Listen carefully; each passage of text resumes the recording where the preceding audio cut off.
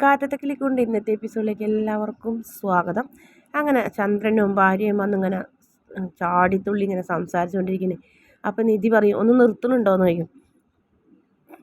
നീ ആരടി എന്നോട് നിർത്താൻ പറയാമെന്ന് പറയും. ഞാൻ ആരോട് നിങ്ങൾക്ക് മനസ്സിലായില്ലേ? നിങ്ങളോട് ഞാൻ ഈ വീടിനെ പറ്റി കുറ്റം പറയണ്ടെന്നാണ് പറഞ്ഞത്. നിങ്ങൾക്ക് നിങ്ങളുടെ മകളെ ഇങ്ങോട്ട് അയക്കാൻ താല്പര്യമില്ലെങ്കിൽ അത് പറഞ്ഞാൽ മതി. അതിന് നിങ്ങളുടെ മകളെയാണ് നിങ്ങൾ പറഞ്ഞ് മനസ്സിലാക്കേണ്ടത്. അല്ലാണ്ട് ഈ വീടിനെ കുറ്റം പറയണ്ട. കുറച്ച് നാളായിട്ടുണ്ട് ഈ നാട്ടുകാരൊക്കെ പറയുന്നത്. എന്ത് കണ്ടിട്ടുണ്ട് നിങ്ങളിതൊക്കെ പറയണത്? ഇവിടെ ഒരു പെൺകുട്ടിക്ക് ജീവിക്കാൻ കൊള്ളില്ല എന്നോ? എന്നിട്ട് ഞാനിവിടെ താമസിക്കുന്നില്ലേ? എന്ന് സുധീഷിനെ വിവാഹം കഴിച്ച് ഞാൻ ഈ വീട്ടിലേക്ക് വന്നോ അന്ന് ഈ വീടിൻ്റെ ചീത്തപ്പേര് മാറി. ഇന്ന് വരെയും ഇവരെന്നെ പൊന്നു പോലെയാണ് നോക്കണത്. നിങ്ങളെക്കാളും അന്തസ്സും അഭിമാനവും സ്വത്തും ഏട്ടനും ഏട്ടത്തെയും അമ്മയും അച്ഛനും എല്ലാം ഉള്ളൊരു വീട്ടിൽ നിന്നാണ് ഞാനിവിടെ വന്നത്. എനിക്കിവിടെ ഒരു കുഴപ്പമില്ലല്ലോ. പിന്നെ നിങ്ങളുടെ മോൾക്ക് എന്ത് കുഴപ്പമുണ്ടാവാൻ? ഈ നാട്ടുകാർ പലതും പറയും. ആകെയുള്ളത് അച്ഛനെക്കുറിച്ച് പറയുന്നൊരു കാര്യമാണ്. അത് ചെറുപ്പത്തിലെ കഴിഞ്ഞു പോയില്ലേ? അത് സത്യമാണോ നോണിയണോ എന്ന് പോലും ഒരാൾക്കും അറിയില്ല. പിന്നെ നിങ്ങൾ എന്ത് കണ്ടിട്ടാണ് ഇങ്ങനെയൊക്കെ പറയാൻ നിൽക്കുന്നത്? ഞാൻ പറഞ്ഞില്ല എന്ന് വേണ്ട. ഈ വീടിനെ കുറിച്ചൊരു അക്ഷരം ഉണ്ടെന്ന് പറയും.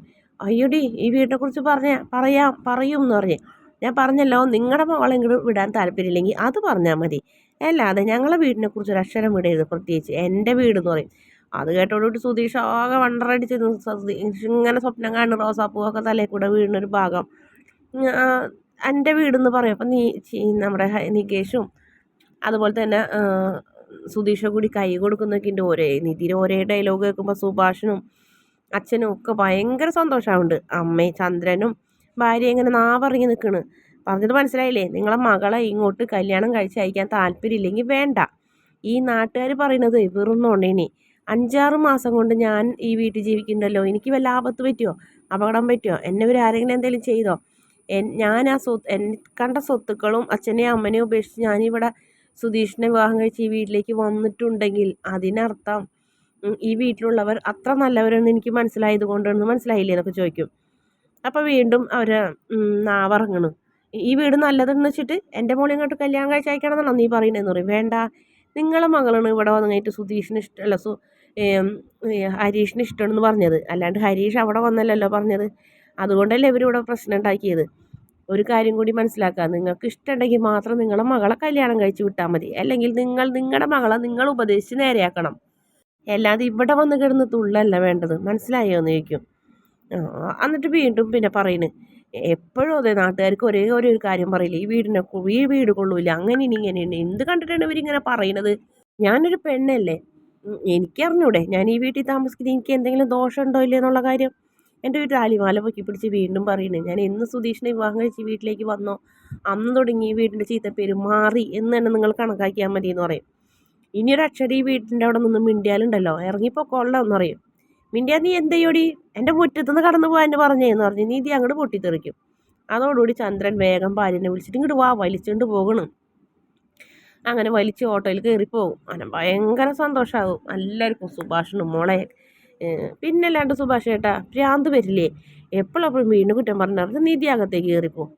അങ്ങനെ സുധീഷിനും എല്ലാവർക്കും ഭയങ്കര സന്തോഷമാണ്. ഭാസ്കരൻ ഇങ്ങനെ ദൈവമേ നല്ല സന്തോഷത്തോടെ ജീവിച്ചാൽ മതിയായിരുന്നു സുധീഷിനായിട്ട് എന്ന് ഇങ്ങനെ പ്രാർത്ഥിക്കുന്നു.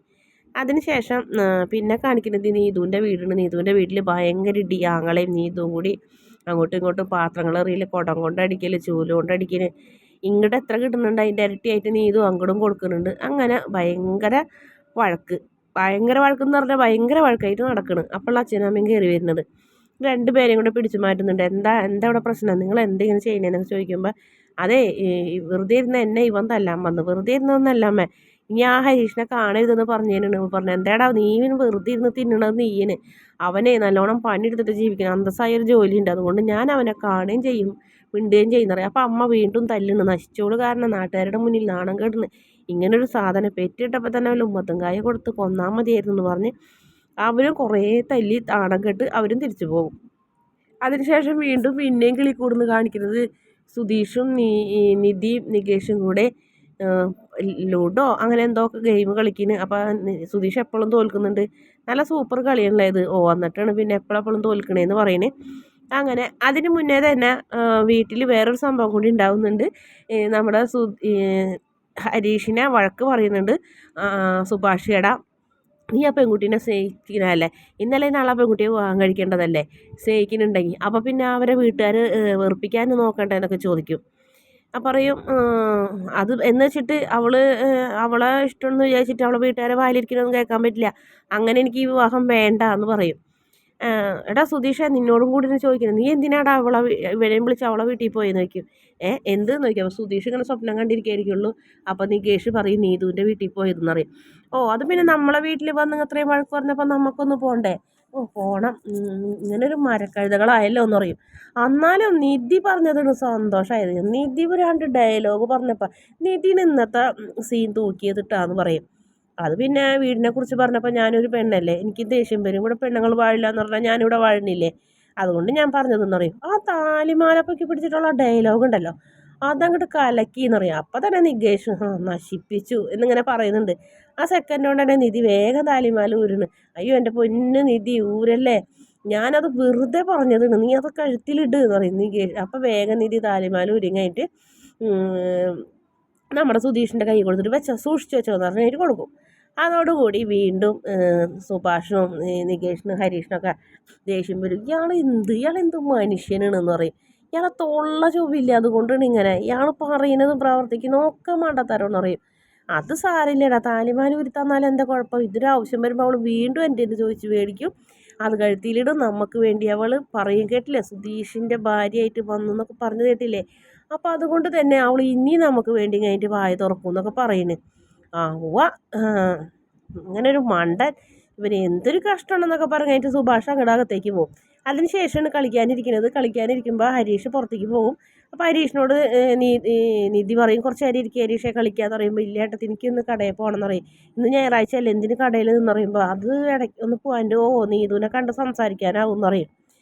അതൊന്നല്ല, ഒന്ന് പോയിട്ട് വരാമെന്ന് പറയും. നീ ഇവിടെ ഇരിക്കും നികേഷേ, ഹരീഷേ, രണ്ട് കളി കളിച്ചിട്ട് പോയാൽ മതി നിധി പറയും. ഏട്ടത്തി പറയുമ്പോൾ വേഗം വന്നിരുന്ന് കളിക്കിന്.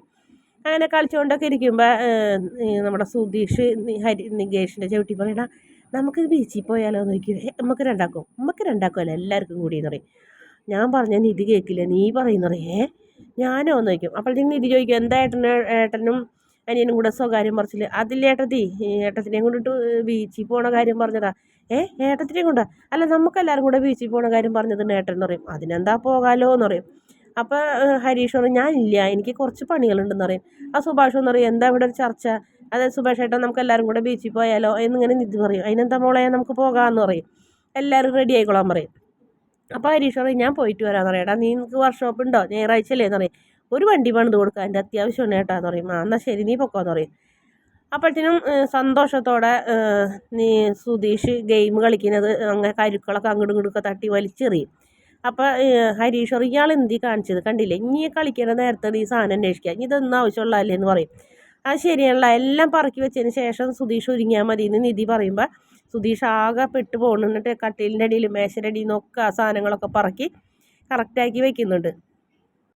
പിന്നെ ഭാസ്കരനെ കാണിക്കുന്നത്, ഭാസ്കരൻ നല്ല സന്തോഷത്തോടെ നിധി പറഞ്ഞ കാര്യങ്ങളൊക്കെ ഓർത്ത് ഇങ്ങനെ സന്തോഷത്തോടെ ഇരിക്കുന്നതോടെയാണ് എപ്പിസോഡിൻ്റെ അവസാന ഭാഗം. പ്രമോയിലാണെങ്കിൽ നമ്മുടെ ഹരീഷും നീതും കൂടെ തമ്മിൽ തല്ലുകയാണ്. അപ്പോൾ നിനക്ക് വേണ്ടി ഞാൻ എൻ്റെ വീട്ടിൽ തല്ല് കൂടിയതും വഴക്കിട്ടതൊക്കെ വെറുതെ ആയി നോക്കുമ്പോൾ ആ വെറുതെ ആയി, ഞാൻ പറഞ്ഞതല്ലേ നീ എന്നെ ഇഷ്ടമെന്ന് പറഞ്ഞ് ഇങ്ങോട്ട് വന്നത്, ഞാൻ അങ്ങോട്ട് വന്നതല്ല എന്ന് കരുതി.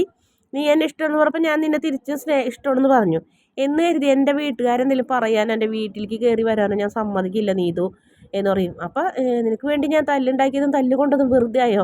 വെറുതെ ആയി, പോടി ഇറങ്ങി എന്ന് പറയും.